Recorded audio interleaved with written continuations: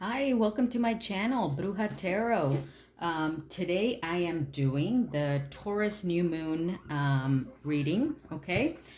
Today is April 20th, but the new moon is happening April 22nd, so I'm just doing it a couple of days before. And let's just see what messages we get, okay? I'm using this is the Native American deck that I like to use for moon readings, and this is the Moonology deck.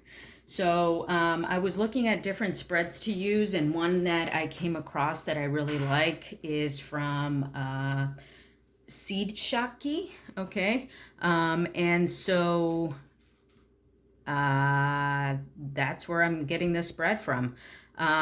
She also put on one of her blogs that, the Taurus is connected to cultivating prosperity.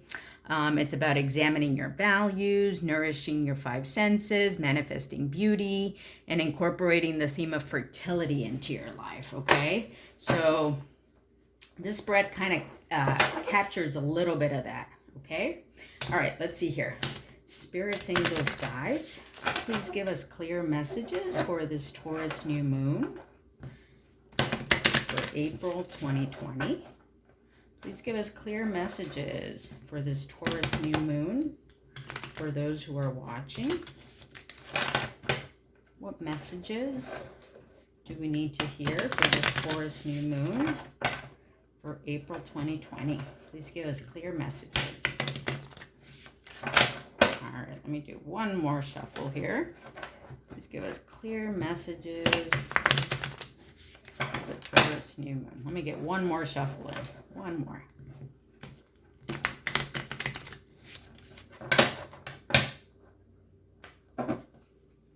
Just do this.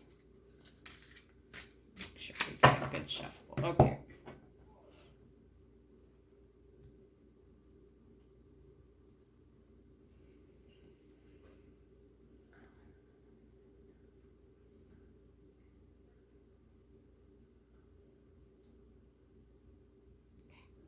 All right, let's take this one, guys.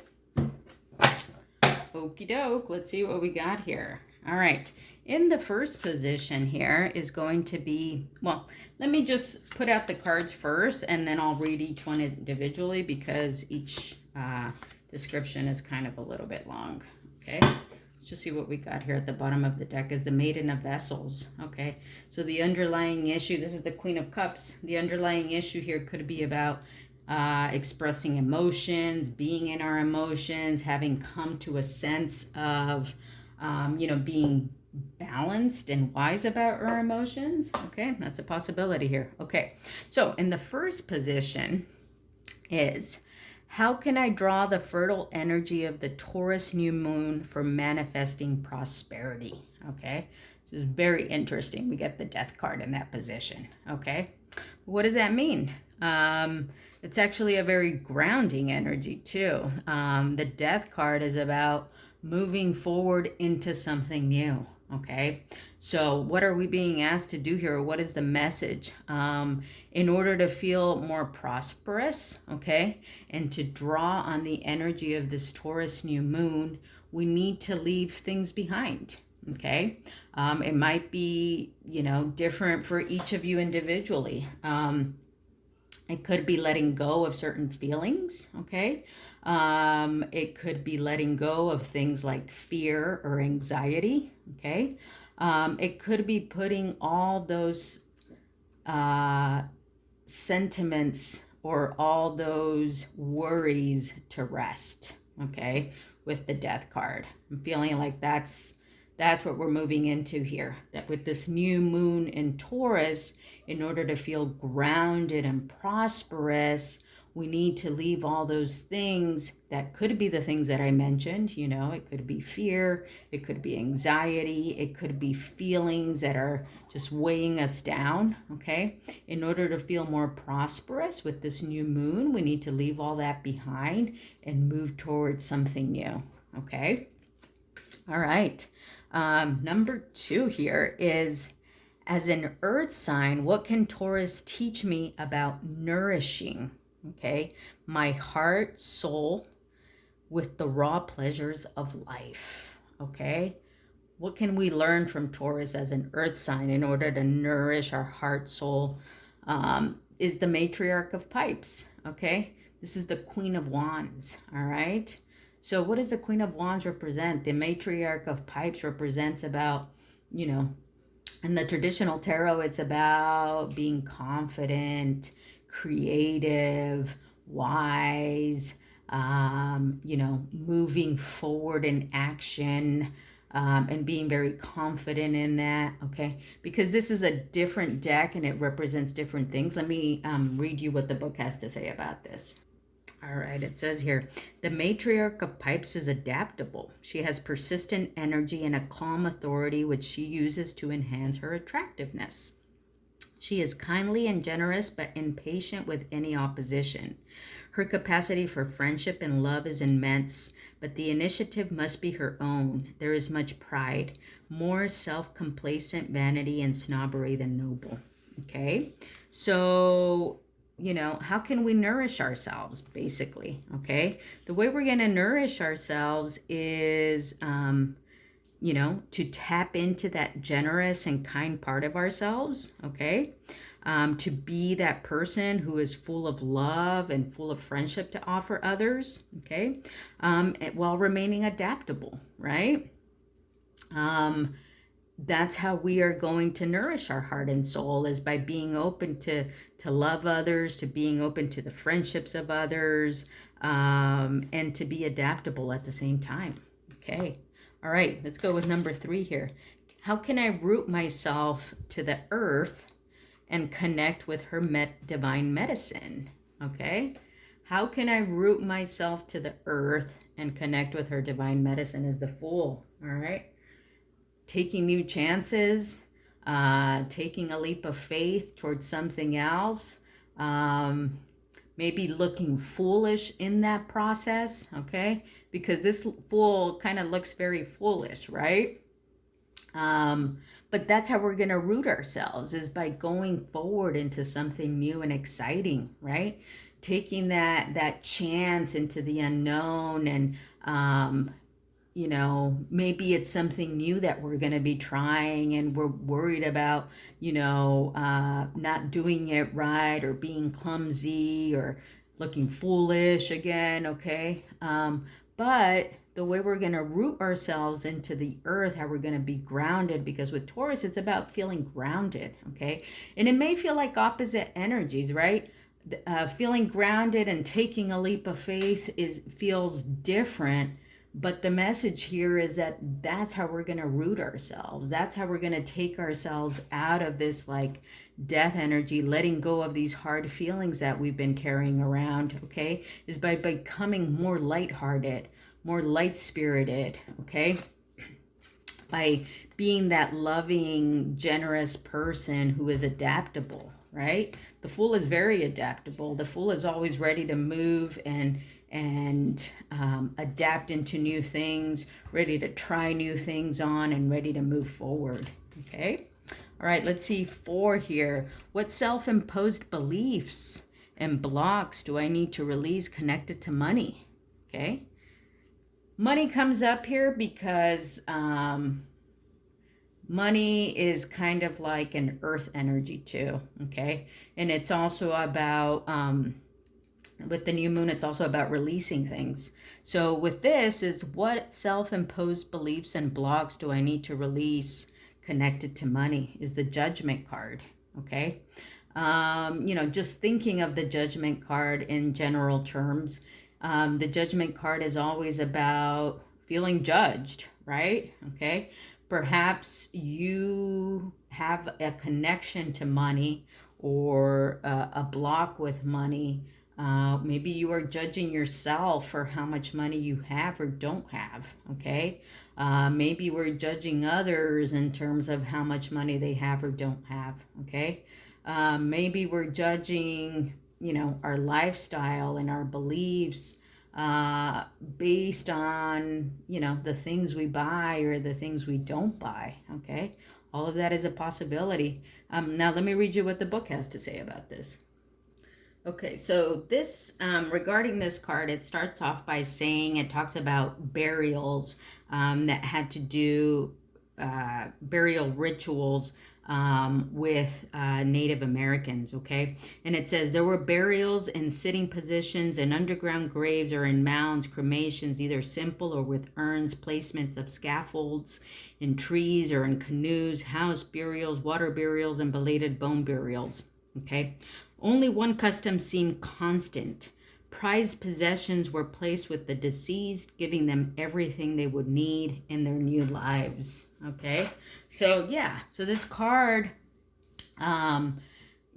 being this judgment card, being in the position of what beliefs and blocks we need to release in relationship to money, is just making me think that, we are not what our possessions, the possessions that we have. Okay, or however, in this Native American deck, they are saying that they would bury their possessions with them, right? So, it's just something to think about. Do we need to release this idea that the possessions we have represent us? Do we? I'm not answering that. I'm just saying something to consider, okay? And one of these things in relationship to money is maybe one of the things that we are being blocked in, or one of the beliefs that we have about possessions and money could be blocking us right now, okay? All right. And then the message from Grandmother Moon is the Corn Maiden, okay? So let's see here. Corn Maiden. Yeah, I'm trying to remember. Hold on one second. Yes, so the Corn Maiden is the High Priestess, okay? And it says here, the Corn Maiden equates to Isis veiled. The maiden or virgin is always masked. Thus, Our Lady is represented by this Kachina, one of the spirits who gave the Pueblo all the treasures of life. Mice, or corn, is one of the precious gifts, considered the staff of life. Perfect years were saved for sacred ceremonies. The Pueblo are not the only people who love this grain. Mice was grown by Native Americans all over North America, from the fertile mountains and the woodlands of the east to the deserts of the southwest. Okay, it says here, this is the most spiritual form of Isis, the eternal virgin. She is the soul of light, the truth behind the veil. She is the menstruum, the blood, the flow, the possibility of form or manifestation for this pubescent spirit. This virginal goddess has latent within her all the potential of the goddess of fertility. Okay, so the message from Grandmother Moon is maybe to tap into this, this Corn Maiden energy, okay? Maybe we need to tap into this this potential of fertility, this goddess of fertility, okay? Maybe we need to think of ourselves, or, look at that quality and see how we can embrace that within ourselves, right? Kind of like this fertility goddess, okay? Which I think is pretty cool. Very powerful, very difficult to do, right? But this is also the High Priestess in the traditional tarot, right? Somebody who's very intuitive. And in this particular case, somebody who's very fertile, okay? Representing one of the sacred grains in Native Americans tradition, and in many other traditions too. All right. So let's see here. Let's grab one card from the Moonology deck. Okay. Please give us one card for this Taurus new moon energy. And also the corn. Corn is very, comes from the earth, right? So the corn mating, maybe we need to ground ourselves to the earth more to have this fertile energy, right? Maybe we need to ground ourselves to our natural resources that come from the earth. Spirits, angels, guides, please give us one card on this Taurus new moon reading. Let's give us one card for this Taurus new moon reading. Okay, just a little more shuffle here. All right. Gonna go with the middle. The end of a tough cycle approaches. Yes. This is from the full moon in Capricorn. We can definitely all relate to this, right? Or definitely something we want to hear about. All right, let me find this in the book and I will read it. All right, here we go. Here's what it says.